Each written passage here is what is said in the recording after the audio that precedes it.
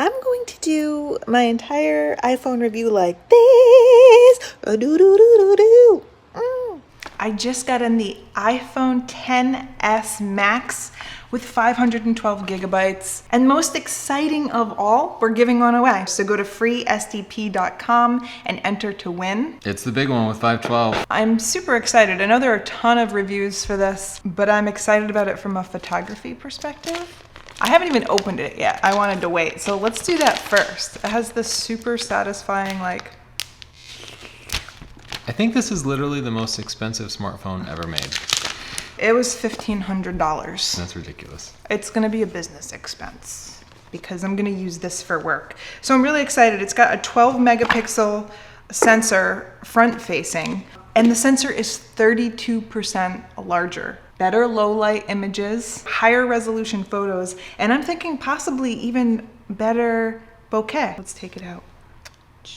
So I've heard people say that this is so uncomfortably large that you should try it out in the store first. Yeah, it's the same as my old one, which is also kind of big. I mean, it definitely doesn't fit in your pockets. No, but like literally nothing does. You know what this also has? Rear facing.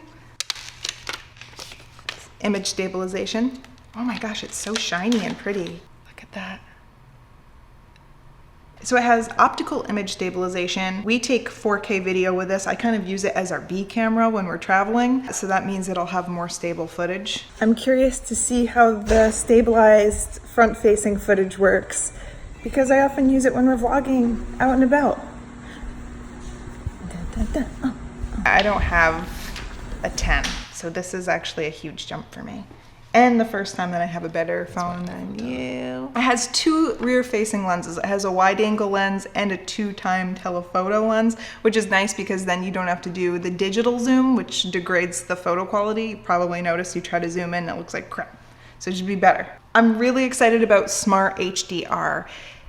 I feel like every photographer knows what HDR is. You take multiple pictures, one darker, one lighter, or several darker, several lighter, and then you blend them together. Now this takes multiple photos and it does it for you. The older iPhones did this, but they took longer to take the pictures. So if they did HDR, sometimes you'd see some weird artifacts, and now it happens like almost instantly. It's almost instantaneous. Yeah, and it's like the good HDR, not the evil HDR, which looks all cheesy. It has better bokeh. The bokeh is actually like done with software. Not like your lens where it happens optically. Optically. Not only is it better, more pleasing looking with the rear facing camera, this is also a smart feature where you can take your photo and then after the fact you can adjust the depth of field. So you can go all the way from f1.4 to f16.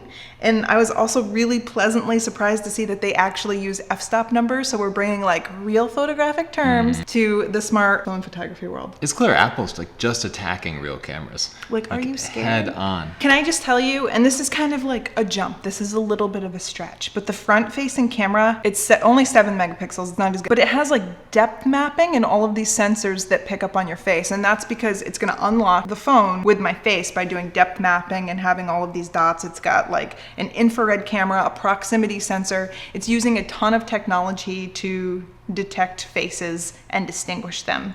And I think some really cool potential there. If they could put that on the front facing camera, we might have better smart features to... Rear facing.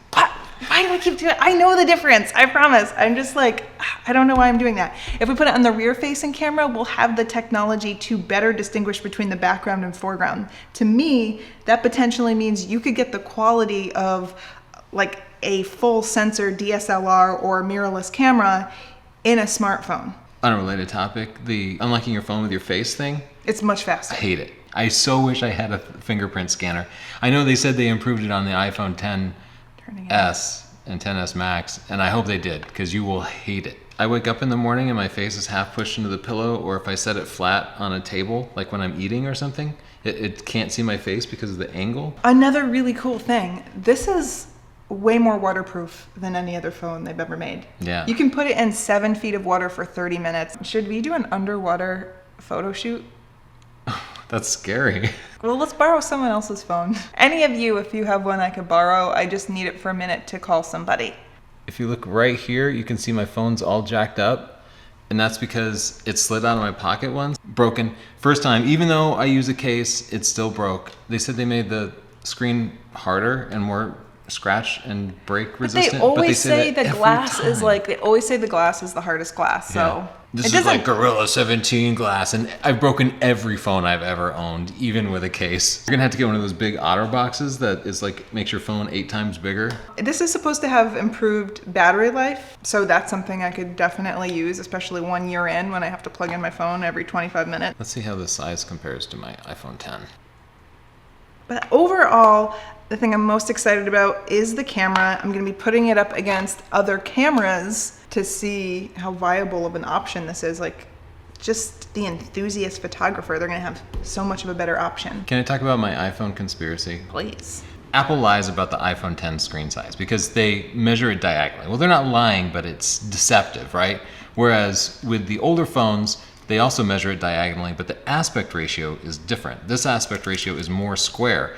And if you remember your geometry, like something that's more square will have more surface area with the same diagonal measurement. Even though the diagonal measurement is the same, the screen size is much smaller. But wait, it gets worse because on the bottom of just about every app, the bottom part of the screen is wasted by this white line that you use to swipe between things since you don't have the home button anymore. And the top part of the screen wasted by the stupid notch. And if you watch a video at 16:9, like if you're watching YouTube, the edges are cropped in substantially. So your screen size gets even smaller. Stay tuned to see the full review, and we're going to be testing it for specific types of photography. And if you have one in mind, put it down below. If you want to see us take landscapes or portraits, I want to do some blind tests, so I'm not going to tell you which camera took the photo and see if you can tell the difference. So subscribe down below and kind of be keeping an eye out for that video because I think it's going to be good.